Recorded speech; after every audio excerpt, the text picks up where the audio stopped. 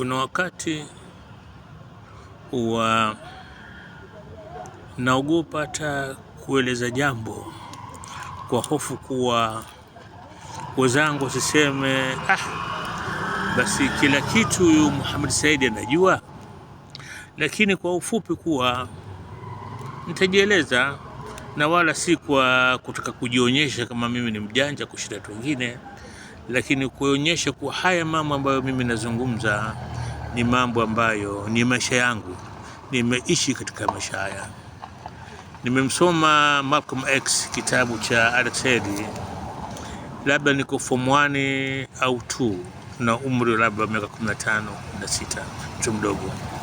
Na si tu kuwa nimesoma basi, lakini wakati ule sisi tunakuwa tukiwapenda sana Amerika, na tukisoma magazeti yao yote. Tukisoma gazeti moja maarufu likiitwa Ebony.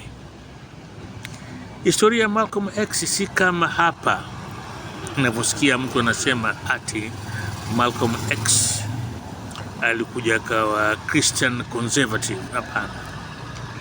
Malcolm X aliachana njia na mentor wake Elijah Muhammad, na hii imeelezwa, inafahamika, si siri, pale alipogundua kuwa uadilifu wake ulikuwa mdogo, na Malcolm alikuwa amemweka moyoni sana Elijah Muhammad.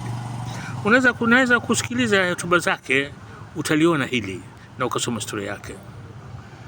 Mimi nimefika Marekani, nimefika Harlem, nimefika mpaka 125 Street Harlem, ambako ndio alikuwa mitaa ya Malcolm X. Kuona achilia mbali baada ya kusoma ni hisi tu ile hali, lakini miaka mingi ilikuwa imepita. Lakini Malcolm X, hakuna library maktaba ambayo utaingia katika vyuo vikuu vya Marekani ukakosa kusoma historia yake, au ukakosa kumpata mtu mjuzi, mwalimu akakusoma historia yake. Malcolm X hakurudi kwenye Ukristo kamwe. Ni pale alipotofautiana na Elijah Muhammad, alipojua mambo ya siri katika maisha ya Elijah Muhammad yalimathiri sana, na walikuwa karibu naye walimuonya, wakasema li jambo brother Malcolm liache, usilizungumze. Lakini aliumia mno, na hii ndio ikawa sababu ya yeye kutoka kwenye Black Muslim. Hii ndio sababu kubwa, sio kuwa ninavyosoma hapa, maskini Mungu. Na wakati niko New York, Marable Manning alikuwa ametoa kitabu chake kipya. Kitafuteni kitabu, na nimeshakiweka hapa, nimekusha kuonyesheni. Mukisome, unaweza kuacha kile cha Alex Haley. Watu wanasema kuna mambo mengi alibadilisha. Soma kitabu hiki na soma vitabu vingine vinavyohusu maisha ya Malcolm X. Mimi ushauri wangu kwa ndugu zangu hapa ni kuwa msiugeuze uwanja wa JF kama mahali pa kukashifiana, kutukanana, kudharauliana, kuoneshana kuja. Hapa pawe mahali pa kuelimisha. Lile ambalo wewe unalijua, unadhani mwenzako alijua, lilete hapo lieleze, na yeye ataeleza kila anachojua. Hii ndiyo tunaipa heshima. Hii baraza tunaipa heshima kwa hivi.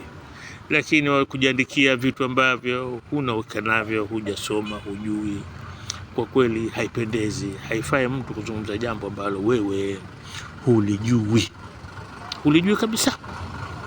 Historia ya Malcolm ni ndefu sana, na kama mtu anaona tabu kusoma, atizame ile movie Malcolm X iliyotengenezwa na Spike Lee, ambayo Denzel Washington yeye alicheza kama Malcolm X.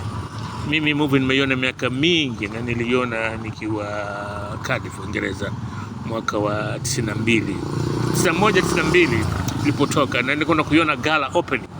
siku ile ambayo miji yote duniani ndio inaanza kwa mara kwanza kuonyeshwa, mimi ndio siku nilikuwa nakiona movie hii. Pekee yake ukitizama itakuelekeza na utaiona inaeleza maisha yake yote, na haya ambayo mimi nakueleza hapa utayaona yameelezwa mle. Asante sana ndugu zangu.